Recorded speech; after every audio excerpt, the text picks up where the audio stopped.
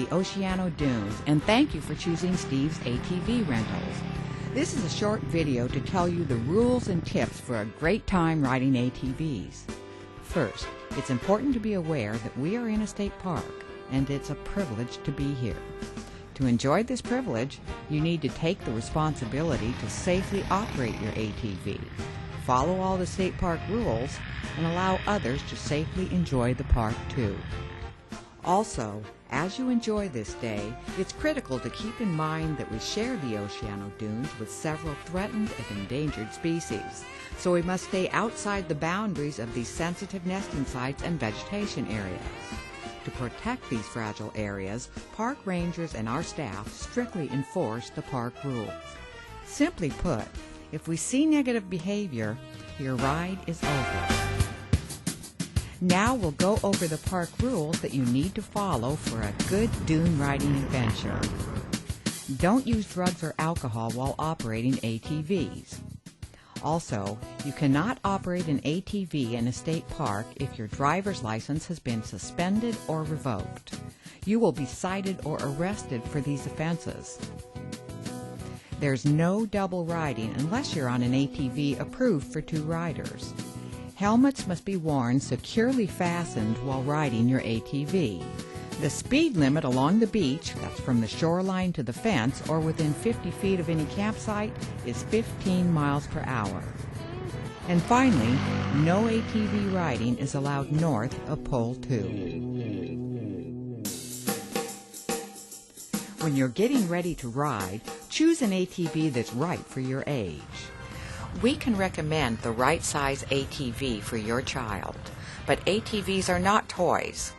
Ultimately, parents are responsible for making sure kids are mature and responsible enough to handle an ATV safely. And riders under 18 must always be supervised by an adult. Also, be realistic about where your younger riders can safely ride. Now is the time to get your bike. Only people who sign our rental agreement can ride. After you and each person riding has signed the contract and attended this orientation, we'll fit you with your helmets. Closed shoes are required. Long pants, gloves, and goggles are highly recommended. After that, we often have you take a seat on the bleachers while we get your ATVs ready. This is a great time for you to review your contract, go back over those rules printed on the back, and talk to the kids about staying with Mom and Dad. You'll receive a state park map you can refer to if you have any problems. We also have printed tips and suggestions for operating the ATVs. Take a few minutes to look them over, and then remember to fold them and the map up and put them in your back pocket. It really is nice to have them to look back on if you get out in the dunes and can't remember something. Now your ATV is ready, and just like a car rental, we'll ask you to carefully walk around your ATVs and note the condition. You should write down any cracks in a fender, a bent handlebar, or any dents you might see on a bumper, rim, or tailpipe. Remember, you are responsible for any damage that wasn't noted before you left.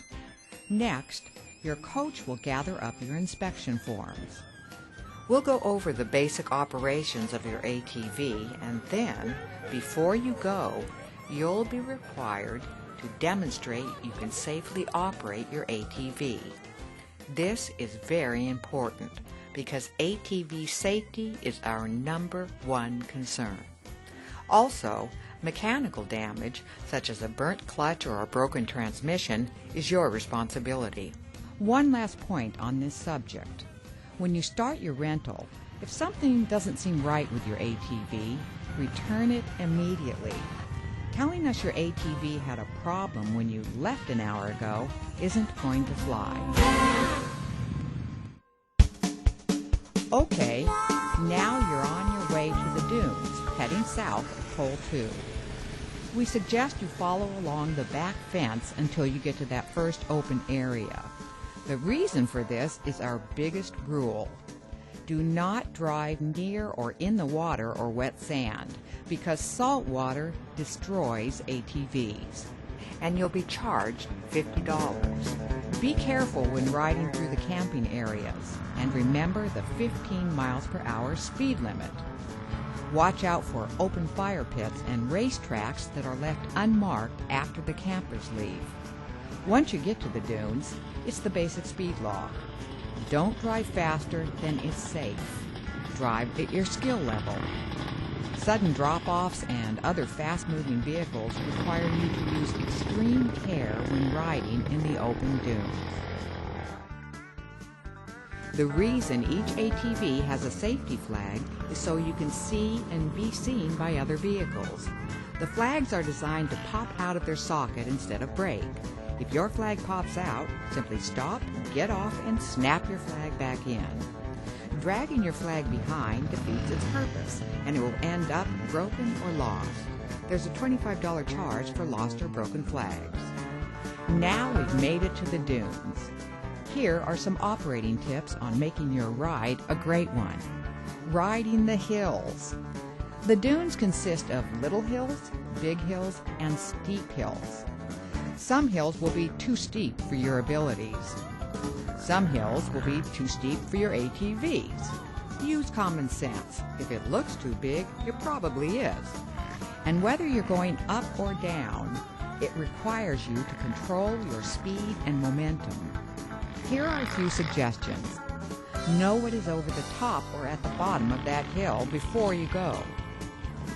Avoid the rough terrain and sharp transitions. Use proper riding techniques, such as shifting your weight forward as you go up a hill. Practice on the small hills and slowly work your way up.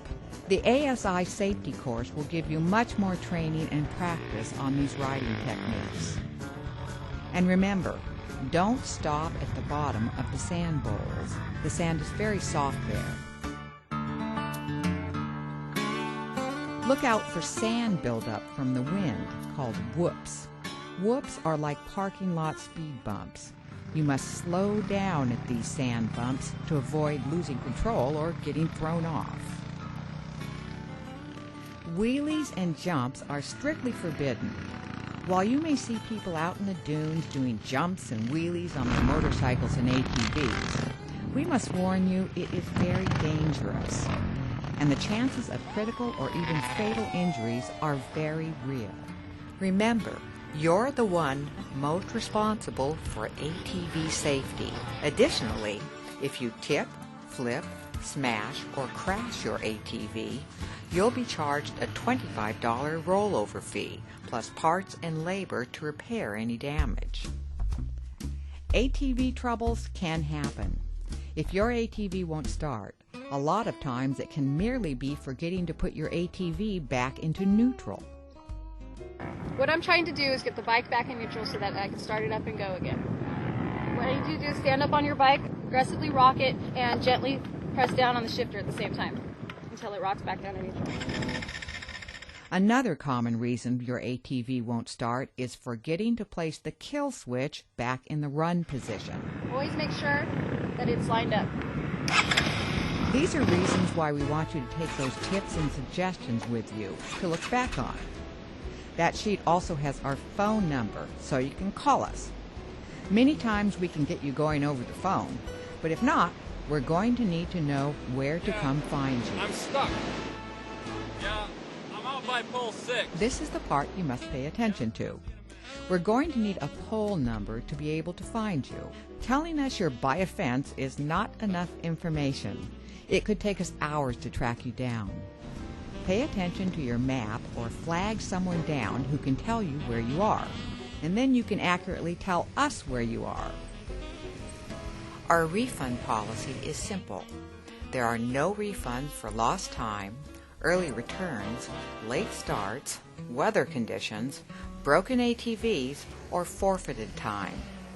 If you have a breakdown and we determined it was not caused by abuse, misuse, or operator error, we will compensate your lost time by extending your rental or give a voucher good on your next rental. We will not give time for other ATVs in your group. If you return your ATV late, we'll charge you $25 per ATV for every 15 minutes that you're late. You must return your ATV to the designated area and be checked in. Be on time. Time ends and deposits are returned when you get your check-in slip. Please wait to get your check-in slip before you leave. Thanks for riding with Steve's ATV Rentals. Now, go out and have a good time, ride safe, and have a great day on the Oceano Dunes.